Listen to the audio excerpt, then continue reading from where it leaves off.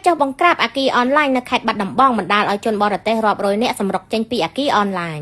លោកអ្នកនាងជាទីមេត្រីយោងតាមគេហទំព័រទូរទស្សន៍អាស៊ីសេរីចុះផ្សាយនៅថ្ងៃទី16ខែមករាឲ្យដឹងថាកម្លាំងសមត្ថកិច្ចចម្រុះបានបាញ់រះជាច្រើនគ្រាប់កាលពីយប់អាធ្រាត្រថ្ងៃទី15ខែមករានៅក្នុងប្រតិបត្តិការបង្ក្រាបមជ្ឈមណ្ឌលឆបោកតាមអនឡាញដ៏ធំមួយកន្លែងស្ថិតនៅក្នុងស្រុកគំរាមខេត្តបាត់ដំបងដែលបណ្ដាលឲ្យមានមនុស្សរងរបួសក្នុងប្រតិបត្តិការនេះបានធ្វើឲ្យប្រជាពលរដ្ឋរស់នៅក្បែរនោះមានភាពភ័យខ្លាចហើយជនបរទេសដែលរងការបង្ខាំងនៅក្នុងអគាររាប់រយនាក់ក៏នាំគ្នាសម្រុកចេញទាំងកណ្ដាលយប់ស្នូគ្រាប់កំភ្លើងរបស់កម្លាំងសមត្ថកិច្ចកាលពីយប់អាធ្រាត្រចូលដល់ថ្ងៃទី15ខែមករាក្នុងការឆ្មក់ចោលបង្ក្រាបអគារឆបោកតាមអនឡាញស្ថិតនៅស្រុកគំរាមបានធ្វើឲ្យមេការជនជាតិចិនមួយចំនួនភ័យសន្ស្លោបើកឡានទម្លុះរបងអគារដើម្បីរត់គេចខ្លួនទន្ទឹមគ្នានេះជនបរទេសចម្រុះជាតិសាសន៍ដែលរងការបង្ខាំងក្នុងអគាររាប់សិបនាក់ក៏នាំគ្នាទម្លុះទ្វារនិងសម្រុកចេញពីទីតាំងនៃមជ្ឈមណ្ឌលអគារអនឡាញទាំងកណ្ដាលអាធ្រាត្រទូរទស្សន៍អាស៊ីសេរីដដែលបានលើកឡើងទៀតថាពលរដ្ឋម្នាក់ដែលលក់ដូរនៅទល់មុខអគារអនឡាញចិនគឺលោកស្រីផាតណាងប្រាប់ទូរទស្សន៍អាស៊ីសេរីនៅថ្ងៃទី15ខែមករាថាពេលមានស្នូគ្រាប់កំភ្លើងផ្ទុះភ្លាមនោះជនបរទេសរាប់រយនាក់នាំគ្នាសម្រុកចេញពីអគារទាំងទឹកមុខភ័យខ្លាចហើយជនជាតិវៀតណាមខ្លះរត់ចេញមកទាំងក្នុងដៃកាន់ដំបងនិងដុំថ្ម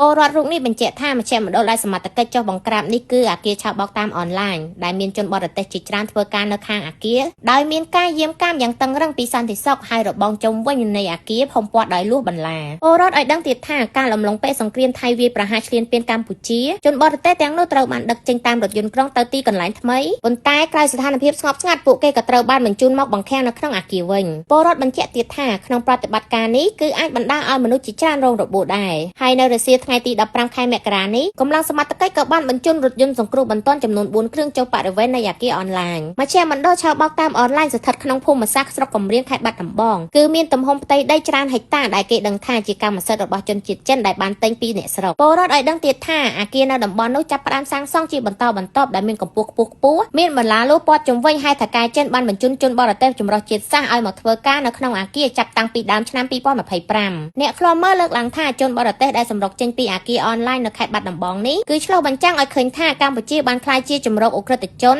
ដែលពួកគេបានពង្រីកការកសាងអគារសម្រាប់បង្ខាំងមនុស្សដើម្បីបង្ខំធ្វើការខុសច្បាប់ស្ទើរតែទូទាំងប្រទេសកម្ពុជារដ្ឋាភិបាលលោកហ៊ុនម៉ាណែតអះអាងថានឹងសម្អាតអ ுக ្រិតកម្មអនឡាញក្រោយពីចាប់បញ្ជូនអ ுக ្រិតជន Gen Z ត្រឡប់ទៅប្រទេសចិនវិញកាលពីថ្មីនេះយុទ្ធនាការនេះបានធ្វើឲ្យជនបរទេសជាច្រើនអ្នកនាំគ្នាចាកចេញពីតំបន់អគារអនឡាញជាបន្តបន្ទាប់ដូចជានៅតាមតំបន់អគារជ្រៃធំខេត្តកណ្ដាលក្រុងព្រះសីហនុរាជធានីភ្នំពេញនិងក្រុងប៉ោយប៉ែតជាដើមទោះជាយ៉ាងណាអ្នកធ្វើការអនឡាញឲ្យដឹងថាជនបរទេសនៅតំបន់ខ្លះត្រូវបានថៅកែចិនជំលាឲ្យទៅធ្វើការនៅកន្លែងផ្សេងដូចជានៅតាមព្រំដែនកម្ពុជាវៀតណាមនិងក្រុងបាវិតជាដើមយុទ្ធនាការសម្អាតអ ுக ្រិតកម្មឆបោកតាមអនឡាញរបស់លោកហ៊ុនម៉ាណែតក៏ត្រូវបានអ្នកខ្លាំមើលរិះគន់ថាធ្វើឡើងមិនខុសពីឪពុករបស់លោកគឺលោកហ៊ុនសែននោះទេដែលបញ្ជូនសមត្ថកិច្ចទៅបង្ក្រាបនៅតាមទីតាំងអគារអនឡាញនិងចាប់ជនល្មើសតូចតាចប៉ុណ្ណោះប៉ុន្តែបុគ្គលអ្នកមានអំណាចធំដែលពាក់ព័ន្ធនឹងអ ுக ្រិតកម្មនេះគឺនៅតែបន្តរស់នៅក្រៅសំណាញ់ច្បាប់ដដែលអាចឲ្យពួកគេមានឱកាសពង្រីកអ ுக ្រិតកម្មឆបោកតាមអនឡាញបន្តទៀតនៅកម្ពុជារាយការណ៍ព័ត៌មានដោយនាងខ្ញុំសុភាពីរដ្ឋាភិបាលកម្ពុជាឯករាជ្យ23តុលា